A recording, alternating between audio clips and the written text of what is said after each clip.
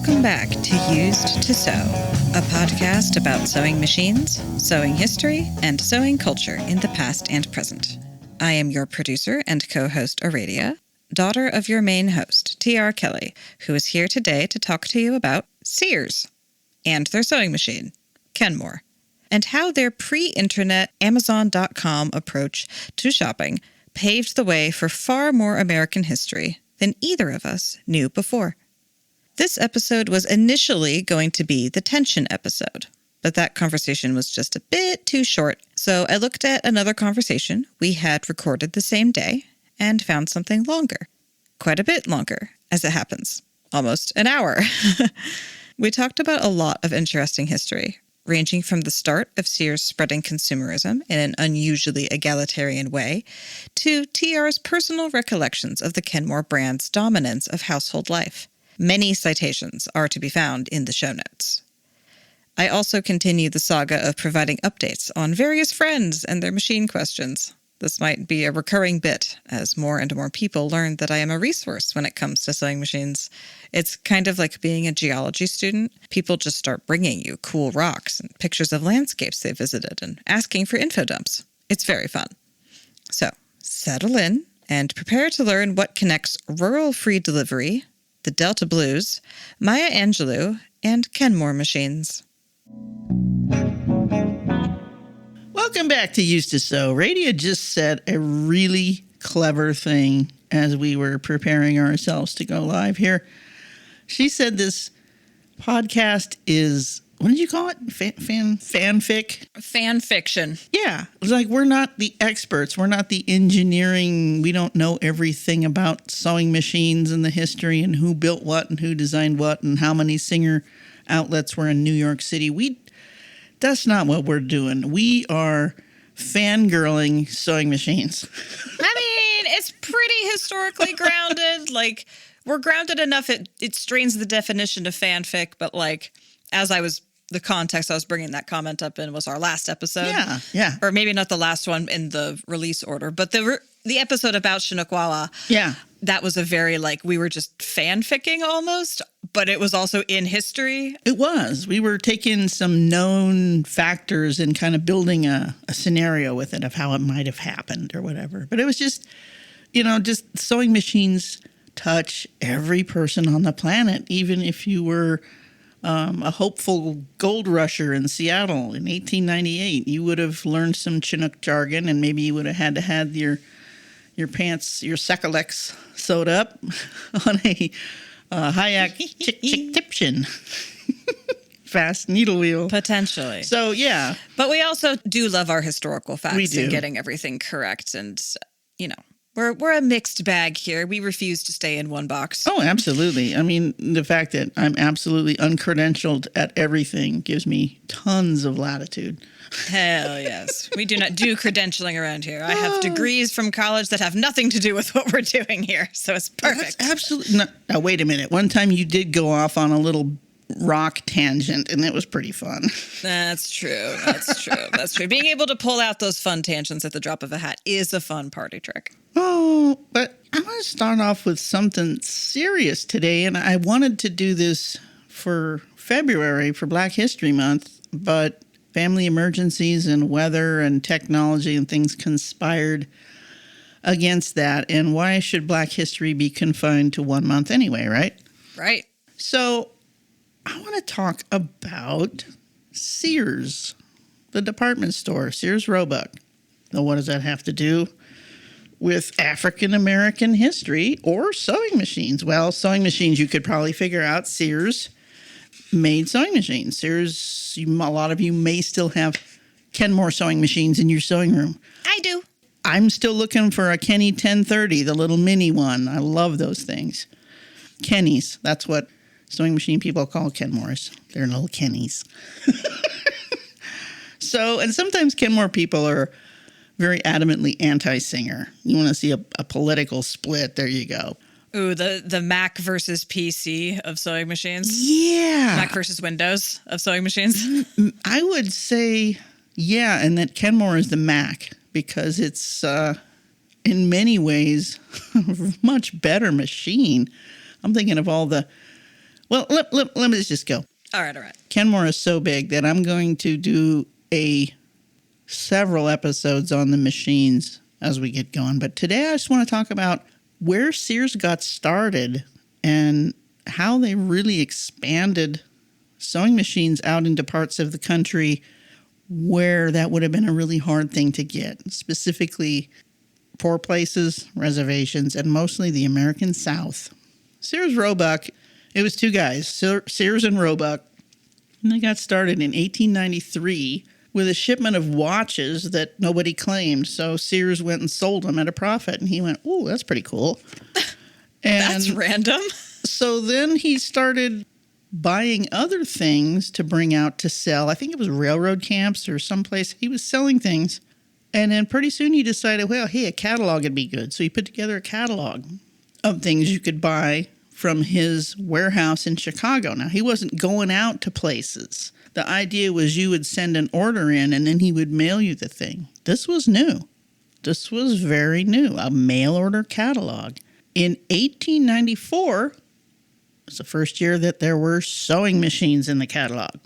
Now, Sears did not make any of the things that he sold. He bought things from other manufacturers and put them in his catalog all together. What does this remind you of? Starts with an A. Amazon? Yep. Wow. Okay, 100 years before Amazon, Sears is figuring this out. Yeah. Okay, so here we are, 1894. Now, we do have railroads. We have a pretty good railroad network in the U.S. now, especially on the East Coast and out to the West, which is still the frontier. Really no paved roads or anything. You've got railroads, you've got wagons, and how are you going to get stuff? I mean, we Amazon, you sit down, you pour a cup of coffee, you click on what you want, the big brown truck shows up in a few days. Back then, you get the Sears catalog. Where do you get it? Well, Sears would send the catalog out free to anybody who wanted it. So you got your Sears catalog, you went back to the farmhouse, and you started flipping through those pages. Things you didn't even know existed out there on the farm in Elkhorn, Nebraska, or Gee's Bend, Mississippi, or wherever. So where were people finding out that they wanted to send away for these catalogs? Where were they getting exposed to them? You know, that part, I think in magazines of the time, actually at the time, people can correct me, I want you history nerds in on this, pretty much the telegraph office / railroad station was the information portal for everything. So this is where people would find out, hey, there's this new catalog, you can get one. Okay, that makes sense. So the railroad telegraph guys would have known about anything new first, and then... Because they would be shipping in all of the goods that got ordered from the last catalog. So, okay, that's a logical... Okay. The railroad depot was the town center. That and the grocery store. Those are the two places everybody went. And the post office, which was often right next to the railroad, because everything came by train. The train was the center of a town. Right. That's why when you look at the light pattern of the United States at night, it's a grid across really the is. whole middle. It's so just, it's square. It's like a train layout. Oh, wait, it is. It's west of the 100th meridian, west of the Missouri River. The United States was laid out by the railroad companies. And that's why our map looks like it does. They were the billionaires of their day, and they were in control of the government. There's another parallel to that company that starts with A. History repeats itself in many, many formats. Okay, so what kind of machines was Sears selling in his catalog in the late 1890s? This is for a later episode. I'll just say that he bought machines from a lot of different manufacturers. His idea was to offer machines at every price point. He hadn't put his name or any of his names on any of them yet. Shortly, though, now sewing machines, remember in history, this is the heyday of sewing machines. Not everybody has one yet, but everybody wants one. They're advertised like crazy. He's got a line of maybe 30 or 40 different sewing machines you can buy. And remember, there's nothing electric in 1890 as far as sewing machines are concerned. They're all treadle, every single one of them. I don't even think I've seen a hand crank. I could be wrong. Let me know. Now, if you're in town, say you're in New York City, and you want a Singer sewing machine, you can, or any sewing machine, you can go to that company's showroom, and they all had big showrooms. Think of car dealerships now.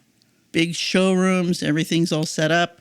Salesmen are circling, clicking. There weren't clicking pens. Clicking pens weren't invented yet.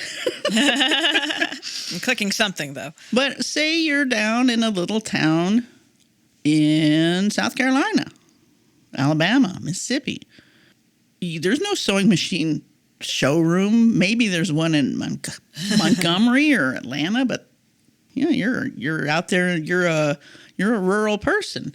You get a Sears catalog. You hear about a Sears catalog. Your neighbor's got one. Oh my gosh! Look at that! Look at that!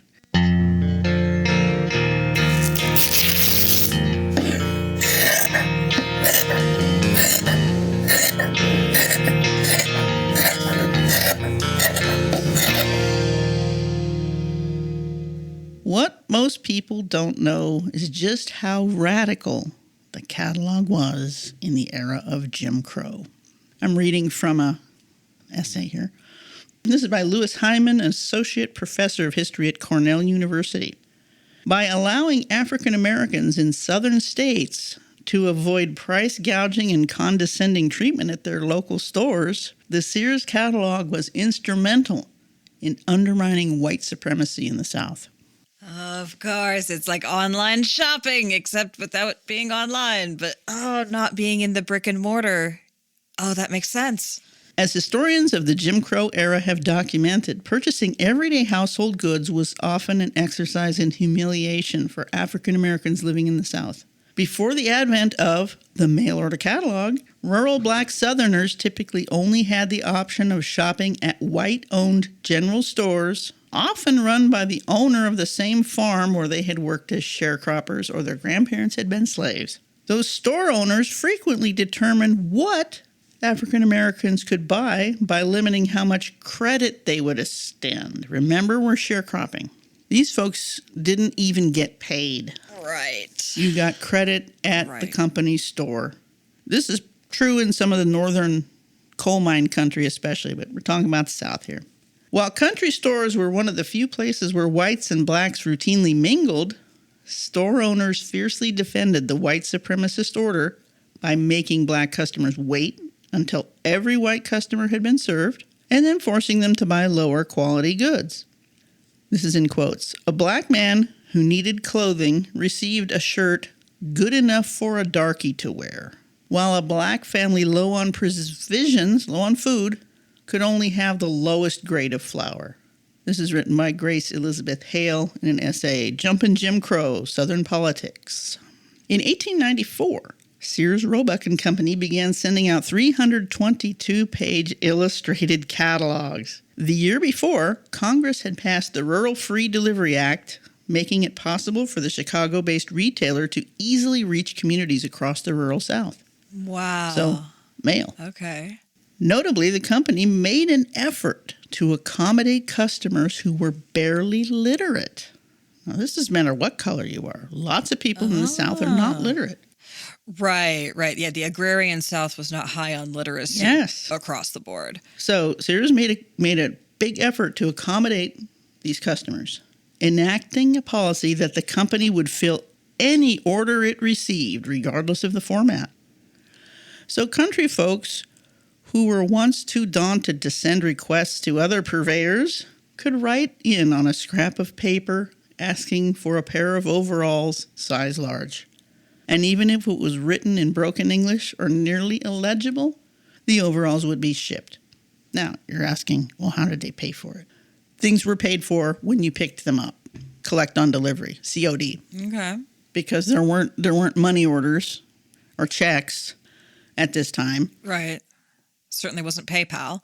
Right. So, once again, there's your railroad guy. You collect on delivery. You want their sewing machine? Here's how much it's going to cost. So you order the thing. It comes to your depot. You go pay for it. You pick it up. Even more importantly than the fact that you could write your order on a scrap of feed sack, the catalog format allowed for anonymity, ensuring that black and white customers were treated the same way. Right. Unless they're discriminating by zip code, you're going to be good. No zip codes. Well, okay. Right. I was born before zip codes. What do you mean there was a world before zip codes? Impossible. The way things would be addressed would be like John Smith, General Delivery, Tonopah, Nevada. Period. That's it. Oh, right. Yeah, you're picking it up at the train depot. It's to your name. It's not even getting shipped to your house because, duh. No, there's no mail delivery yet either, really. So explain that government thing that got signed in that made the postage easier. Rural Free Delivery, RFD. That's another rabbit hole to go into. I've lived places where that was still, you still had an RFD address, because the history of how mail and things were delivered is a whole nother thing.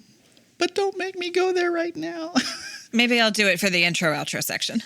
Yeah, Rural Free Delivery. It's something that the government did that has to do with post officing, because I don't think there was an actual post office at that time.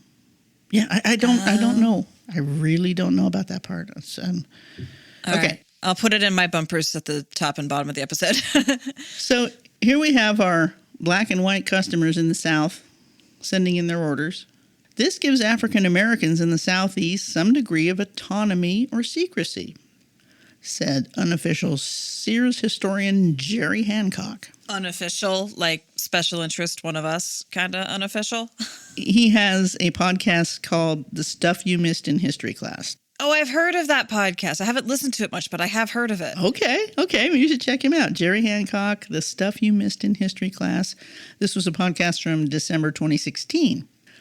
Now, African Americans can buy the same thing that anybody else can buy. All they have to do is order it from this catalog. They don't have to deal with racist merchants in town. How liberating is that? You're getting the same quality products at the same prices, at the same speeds of delivery, and now your money isn't going back to the person that you managed to squeeze a tiny bit of money out of in the first place. Now your entire economic weight is pointed elsewhere. Even though white store owners wanted black customers' business, most were uncomfortable with the idea of blacks having money. Mamie Fields, a black woman who was born in segregated South Carolina in 1888, wrote in her memoir, "Some of them did think colored people oughtn't to have a certain nice thing, even if they had enough money to buy it. Our people used to send away for certain items. That way the crackers wouldn't know what you had in your house." Oh, yeah. Also, they wouldn't know what wealth you had. Oh, that also matters, because they could just come in and steal your shit because the South. Especially, this is over and over again, poor whites, all they have is being white. How dare a black person have something better than they do? I feel like one of the 10 Commandments has something to do with coveting your neighbor's stuff, but whatever. I'm not a Christian. I don't know. Now, here's a cool aside. A lot of you have been listening to this podcast for a while know that I'm a retired from live performance professional musician. That's my music you hear in our stuff. But anyway, this is a little side here with Sears that I just have to put in. The company, Sears, has even been credited with contributing to the development of a unique genre of black Southern music, the Delta Blues. There was no Delta Blues before there were cheap, readily available steel string guitars. Okay, go off, Sears. Do it. So this is from Chris Shorness, who wrote in Reason in 2012. And those guitars, which transformed American culture, were brought to the Boondocks by Sears, Roebuck and Company. By 1908, anyone could buy a steel string guitar from the catalog for $1.89, roughly equivalent to $50 today. It was the cheapest harmony-generating instrument, meaning not a whistle or a single-note thing.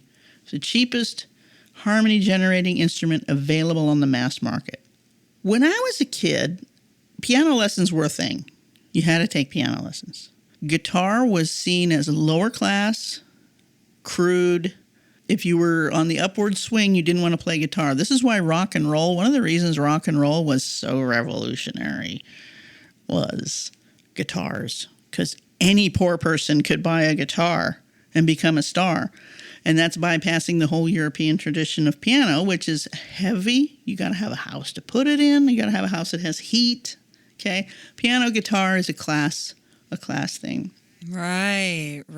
Yeah, anyone can have a guitar. Guitars are mobile. You can tune them yourself. Mm-hmm. You can improvise them out of found materials if you desperately have to. Here's the thing, for folks that don't know about what Delta blues is, a lot of times it's with a slide played on the guitar, and it's got this kind of watery kind of sound, you know.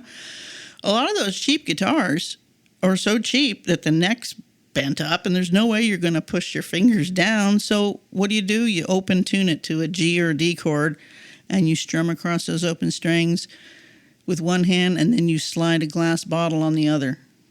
Yay, Sears Roebuck. Sears invented... Wow. Sears was very instrumental in taking the feelings of people. Instrumental, really? So, yeah, well, so here's... Wow, that's so interesting that they were not trying to be a revolutionary thing. They weren't even necessarily trying to provide good quality products. You're saying that the distinctive sound comes from the low quality of the products that were available. But nonetheless, despite all that, the way that they were doing capitalism was just like, no, everyone's money is green. No, those guitars were probably fine in the north, but in the humidity of the south would cause the problems. Yeah. It wasn't that the guitars themselves were bad. It was the environment, a lot of things. You could take a fine Martin guitar down there and it will probably fold up just as bad. The glue back then. Right. So it's an atmospheric problem. Gotcha. It really is, the humidity. There isn't much data available to determine exactly how much black customers contributed to Sears' bottom line during the Jim Crow years. As historians have noted that purchasing from catalogs was only an option for African Americans who had access to a phone, this is later, and enough cash on hand to place an order. So this is before writing stuff in. This is more mid-century. Still, Southern merchants clearly felt threatened by competition from mail-order department stores. Now check this out. As catalogs for Sears and Montgomery Ward, another store just like Sears, made their way into more and more homes, local shopkeepers began circulating rumors that the companies were run by black men. Clutches pearls. The logic behind this thought was that these fellows could not afford to show their faces to retailers because nobody knew what they looked like. Who is Sears and Roebuck? They just put out this catalog. By the turn of the century, some merchants were even encouraging people to bring in their catalogs for Saturday night bonfires. This is in the South. Wow. Catalog burnings? Really? So let's burn a cross and then let's burn some Sears catalogs, right? Honestly, so pathetic. Offering bounties of up to $50 for people who collected the most wish books. Quote, quote. They were called wish books back then. This is by historians Stuart and Elizabeth Ewan in Channels of Desire, Mass Images and the Shaping of American Consciousness. In response, Sears published photos of its founders to prove that they were white, while Mr. Ward offered a $100 reward in exchange for the name of the person who had started the rumor that he was a mixed black and white man. All right, so we've got some complicated back and forth starting. Yeah, so we don't want anybody to buy stuff from Sears, so we're going to burn up all their catalogs. We hate them. Nobody should buy anything from them. And I bet they're black. Okay, so this is... Wow. This is in the 1910s and 20s here. Okay, that's some good old-timey racism. The height of the Klan, actually. Meanwhile, in the ensuing decades... Julius Rosenwald, who had become a part owner of the company after Alva Roebuck sold his share. So now it's just Sears. But this guy Rosenwald has bought in. He became a well-known philanthropist to the black community. He donated $4.3 million, the equivalent of $75 million today, to open 5,000 Rosenwald schools in the rural South between 1912 and 1932. Wow. These schools were in very, very rural areas where many African American kids did not go to school. If they went to school, they went to a very ramshackle building. These schools were new and modern, with big tall windows and lots of light. They felt special because they were new and they were theirs. Although most Rosenwald schools shut down after the Brown versus Board of Education mandated an end to segregation, 1 of every 3 children in the South attended a Rosenwald school during the 1930s. Among the school's notable alumni were poet Maya Angelou and Representative John Lewis of Georgia. Wow. Now, if you couldn't tell by his name, Rosenwald was the son of Jewish immigrants from Germany. Sure. He had become a friend of Booker T. Washington and served on the board of the Tuskegee Institute. Goes on to say all the things that he funded. Sears only went so far. Sears, the company. So here was Rosenwald doing all this cool stuff with his money that he was making. So now we're back to Sears, the company. Sears only went so far in subverting racial norms. Up until the middle of the 20th century, the company followed Jim Crow laws in its Atlanta department store, meaning black employees could only work in warehouse, janitorial, and food service positions. Still, the company allowed both blacks and whites to shop there, which was not the case for other stores in the area at the time. And for a significant portion of American history, the Sears catalog offered black shoppers something they could not find anywhere else: dignity. Wow. They weren't trying, but they were succeeding, partially. That's so fascinating.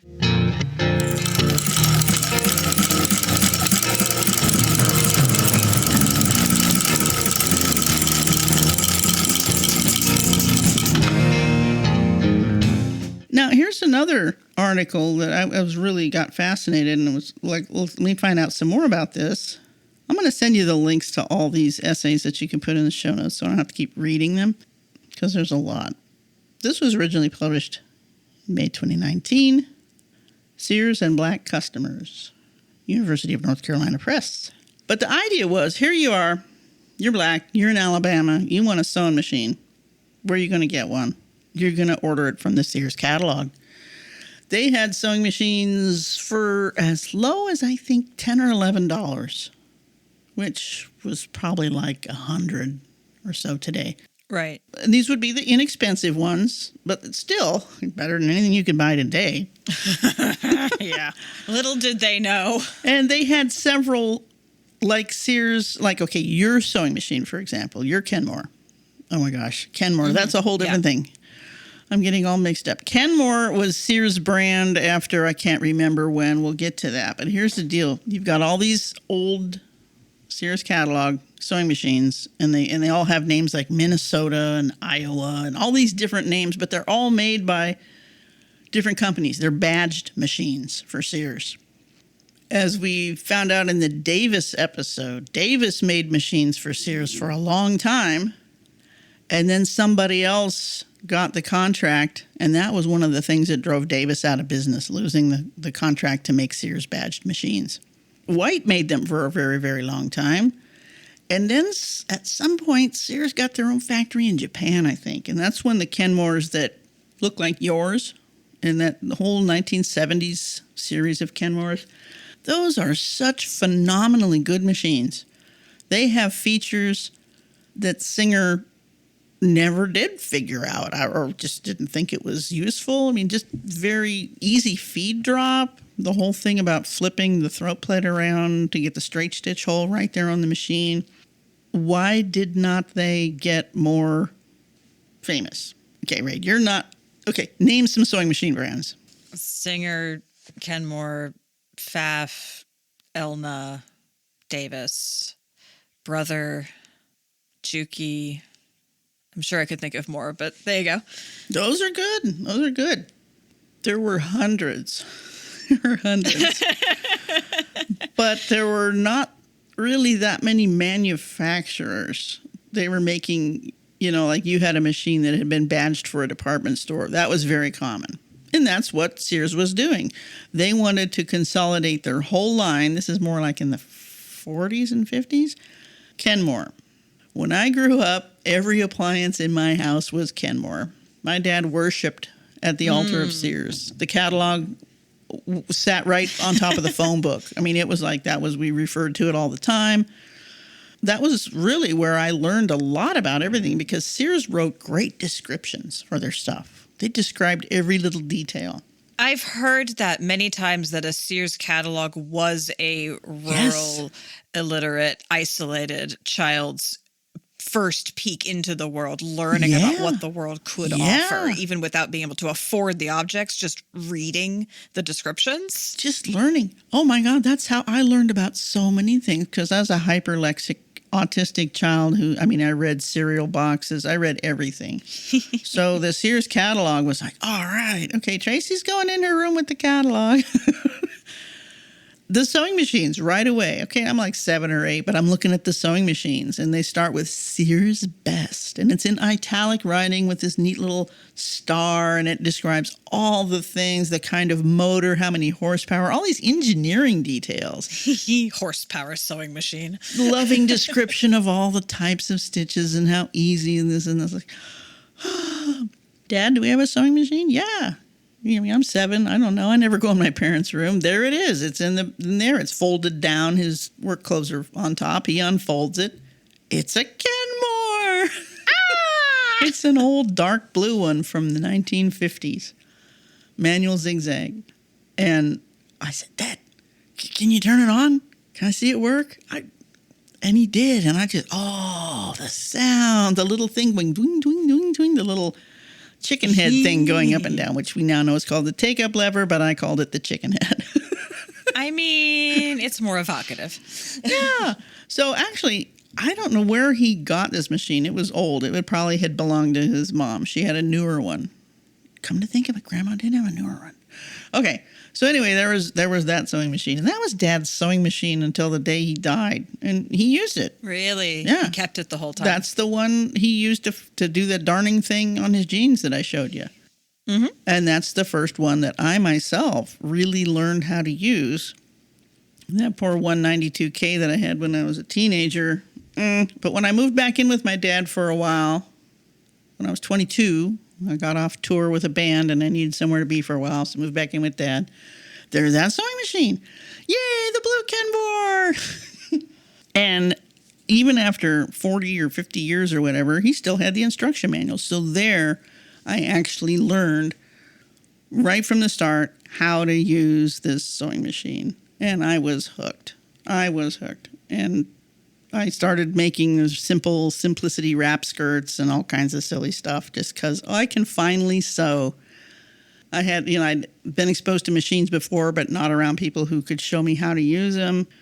And I guess that's part of why I want to do what I want to do now. It's like, you got a sewing machine in your house? You want me to show you how to use it? Just make me a cup of tea and a biscuit. I'll be right over. Because it is kind of intimidating to sit down and look at a sewing machine. It's like, okay, well, there's the sharp part, and there's the spinny part. How do I get a shirt to come out?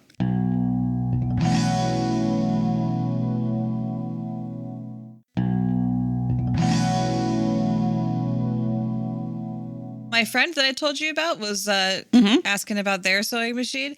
They sent me a picture of it, and it is, in fact, a Singer 247. And I've already started sending them the questions okay, let's start.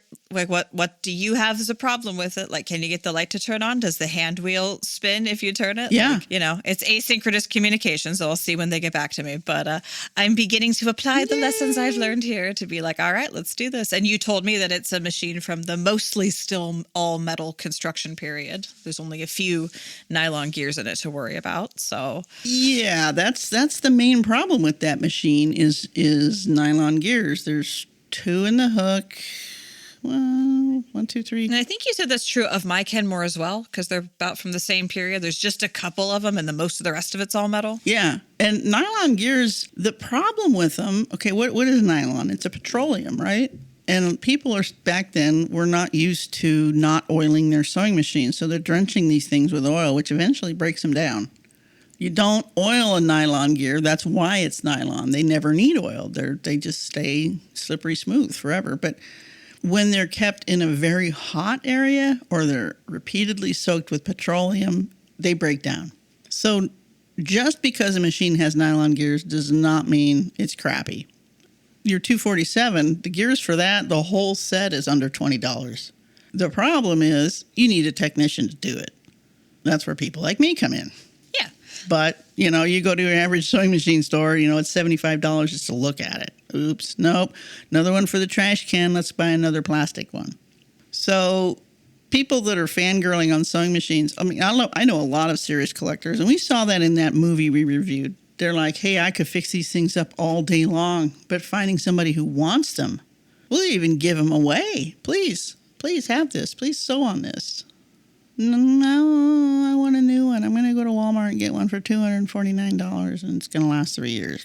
No, don't set your money on fire. Give a hobbyist the happiest day of their life by accepting one of their precious treasures. So back to Sears and Kenmore, they had even their lowest priced machine was still good quality. It wasn't junk.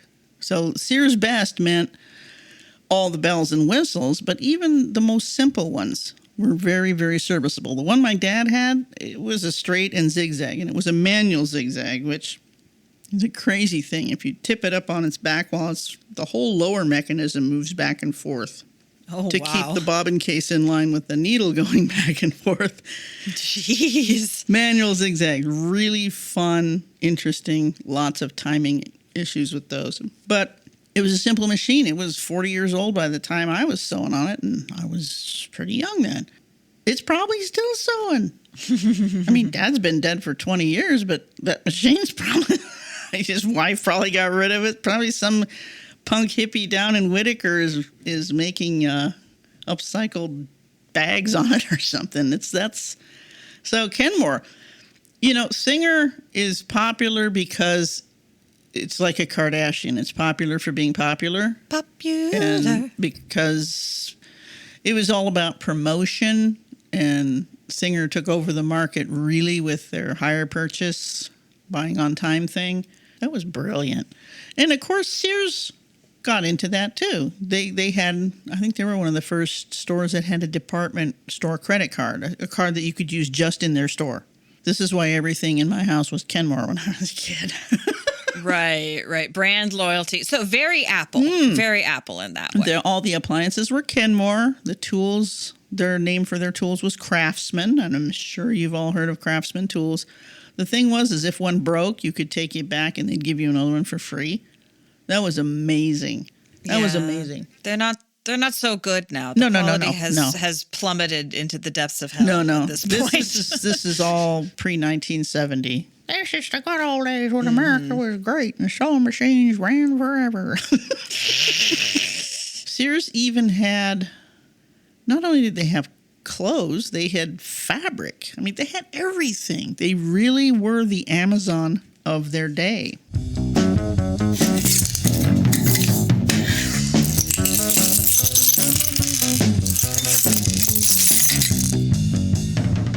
Okay, so why aren't they around anymore?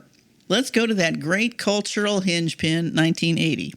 In 1980, with the election of Ronald Reagan and a whole lot of other things that were happening in the country, Sears decided to diversify away from retail.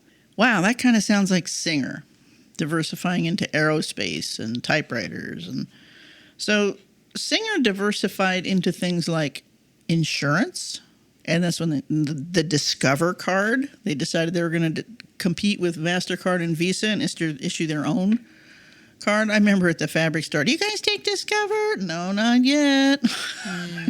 But the real end of Sears, Walmart. 1990, Walmart surpassed Sears for just dollars, number of stores, everything.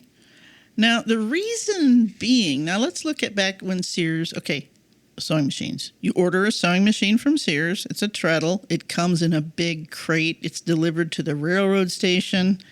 You take it home in your wagon. You uncrate it and all that stuff. Mail order. You couldn't go to the store. You had to order stuff. Now, the age of the automobile. Ooh. Okay, so not only does everybody have a sewing machine now, they all have a car. And the whole automobile industry, rubber, petroleum, steel, all those billionaire products have come together in the car. And we have roads. And then we have downtowns with stores and even roads from the country. People go to town on Saturday and they go to the stores and buy stuff. And then the 60s, now we start getting shopping malls. Mail order's kind of taking a hit here. Mail order is still big in the rural areas. Right. But overall, the heyday of Sears and Ward's catalogs was over by the time car culture took over. I mean, you could still go to the stores. Sears was always a big anchor store in the mall, and so was Ward's. They were here at Valley River Center. Those were two big anchor stores. And then Amazon. That was the nail in the coffin. Wow, from Walmart to Amazon. Because I feel like when I've seen Sears, I have seen buildings with the Sears name across it. They've always been in the act of closing, in the act of going out of sale, in the act of becoming derelict, in the act of becoming a spirit Halloween or whatever. I've never seen one that was bustling and productive. They've always been in the act of dying or dead. Yeah. As the nation urbanized, Sears' catalog business faced competition from city department stores. Rural America's population was slow growing and possessed far less spending power than urban America.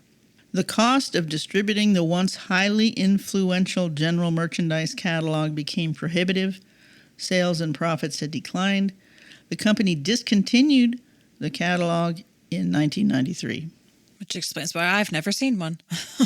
And the company posted a $4 billion loss, the largest ever from an American retailer. So there was a cycle of a store there, basically 100 years. It started in 1894. In the early 90s, it was done. Sears was bought out by, there's still little retail where you can order certain things, but it's not a thing anymore. They had a 100-year run, give or take. Basically, exactly. They were the Amazon of their day, and sewing machines, for a while, were one of their biggest selling things. They also sold farm equipment. You could buy plows, you could buy a Delco light plant to make electricity. If it was available, Sears could get it for you. It's very much like the Amazon of its day. People that live in the country still depend on, when people were getting down on me for Amazon when I lived out by where you live, it's like, wait, I don't have the mental capacity to go to town and go shopping and do errands and get 18 different things from 18 different stores when I can just, in the privacy of my own home, make my order, send it off, and then the big brown truck will show up. So this really does make a lot of sense for rural people, just as how am I going to get stuff? Especially Pa, I want a sewing machine. Well, geez, that's big, Ma. Where are we going to get that? And, of course, then after you got your sewing machine, then, of course, you had to order bobbins and needles and thread and this and that and the other thing. Now, a lot of your little dry goods stuff would be in your store in town, but your bobbins and needles for that machine, you'd have to keep ordering. And that's why there's so many different kinds of sewing machine needles for those old machines. Oh, you have to buy our needle. Keep the customer coming back. Yeah, for sure. Nowadays, household machines pretty much all use the same needle, the 15x1. But I got this old treadle. Nowadays, also, you can buy from any particular store from their website. You don't have to have an all-in-one warehouse, Central Depot, everything store. You can go factory direct or retailer direct. It's a slightly more of a pain in the ass, but the mall has moved online. You can literally That's true. do that from the comfort of your own home. That's the real power of the internet. Now everyone has a website. Yeah. But when Amazon first happened in the 90s is when I remember buying things from it. It was a really small, funky website. And it was kind of like people called it was the online mall. You didn't have to go anywhere. You just, you can get all these weird different things all in one box. And I kind of feel like Sears was the same way. When I was a kid, we went to the Sears store. We went to town. We were 20 miles outside of Eugene. Saturday, we're going to Sears. We put on our good clothes. We're going to town. I mean, Dad even shaved and stuff, just like it was a work day. Because going to town was a big deal. And Sears was in downtown Eugene, and it was... The big box stores today have no charm. The department stores of the old days were beautiful buildings. Right. All kinds of, they wanted your shopping experience to be a bit awe-inspiring. It's like, oh. And I want to go downstairs and look at the sewing machines. They were down there with the power tools. And Dad wants to look at power tools. Okay, cool. Yeah, I have good memories of Sears. And I had no idea about the social implications of their catalog in the South and in other places. I'm going to bet that it was a similar situation on reservations and coal camps and other places where it's hard to get retail goods and maybe storekeepers aren't even want to sell you anything. Yeah. Yeah, that's a really interesting angle that sometimes capitalism just sort of finds a way, even though it's not being motivated by grand overarching morality. It's just but the capitalism must flow. Yeah. Well, people need stuff. Even I'll trade you 6 ears of corn for one needle or whatever it is, and it goes from there. Capitalism owning the means of production. Now that's the Industrial Revolution right there. I mean, but it's a very uniquely American thing to vote with your dollars, that's one of the things we do is we don't have kings and we vote with our dollars. We do. And people okay, I want to buy a thing. Where do I get the thing? Most people now, they go online, Google the thing. Oh, Amazon and all these places will pop up that have the thing. So instead of driving your car all around town, you're driving your mouse all around cyberspace looking for the best deal on the thing and who makes the thing and where is it made and all that stuff. Shopping is very tiring. It is. I find it so exhausting online, nearly as much as in person. Sears really, one of the pillars of Americanness is always going to be Sears. Mm-hmm. Just because of how it really spread consumerism in a very egalitarian way across the whole country. If you got the money and you can send us an order, we'll send you the thing. Yeah, 100 years of doing that is going to leave a mark. Yeah. Now, just think now, if we didn't have car culture and people couldn't go out and go shopping again. I live in sort of exurb Springfield right now, and today I've already seen 2 FedEx trucks, 1 UPS, and the U.S. Mail go down my street. It's a lot of delivery. And people are still out driving around shopping. And it's all made possible by petroleum, which also lubricates your sewing machine.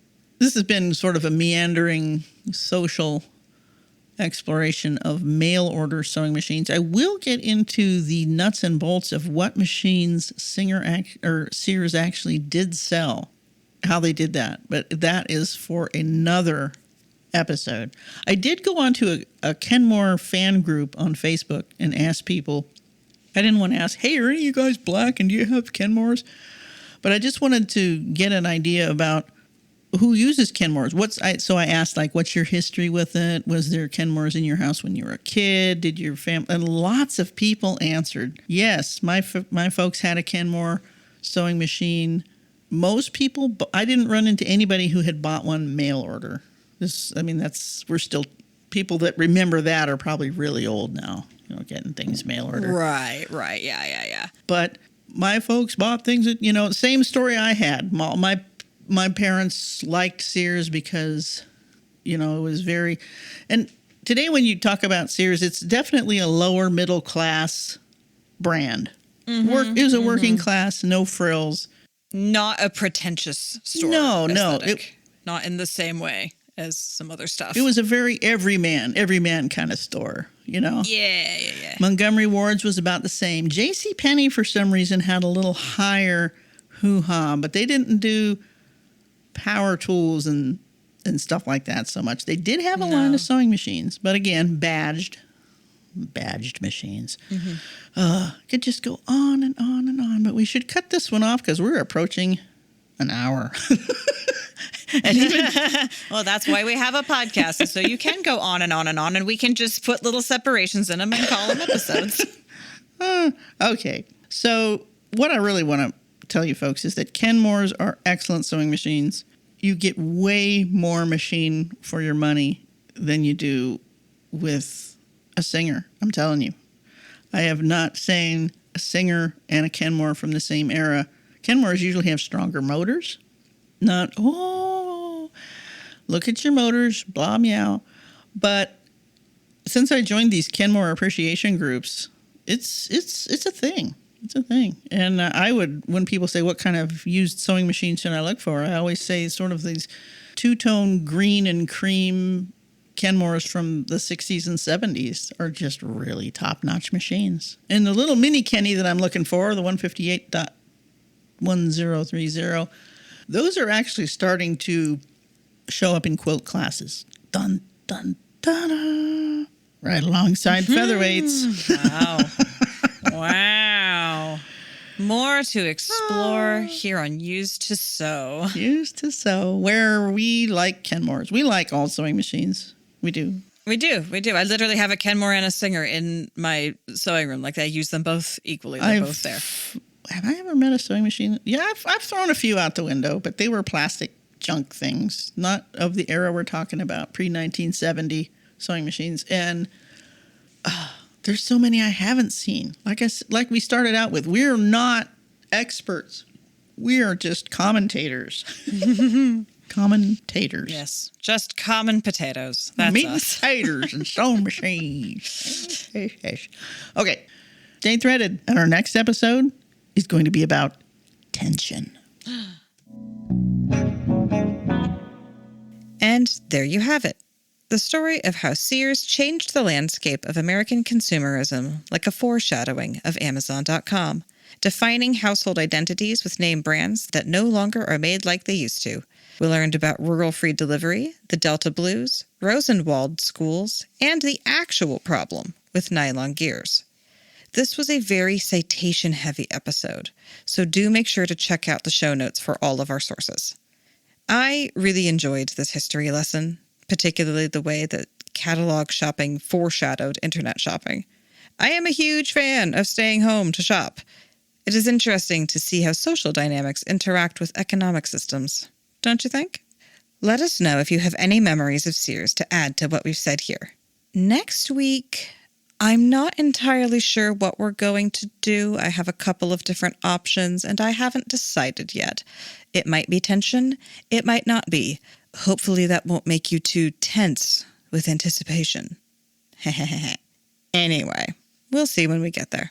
As a reminder, we are unofficially sponsored by Stagecoach Road Vintage Sewing Machine, who do repairs and restorations. You can follow us on Facebook and Instagram, and you can support us by sharing the podcast with your friends, and also with money, at patreon.com/used2sew.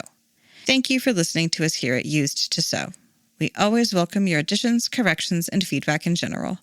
Please reach out to us via email at usedtosew@gmail.com. Used to Sew is a production of Fox and Raven Media. For more podcasts from Fox and Raven Media, visit our website at foxandravenmedia.com.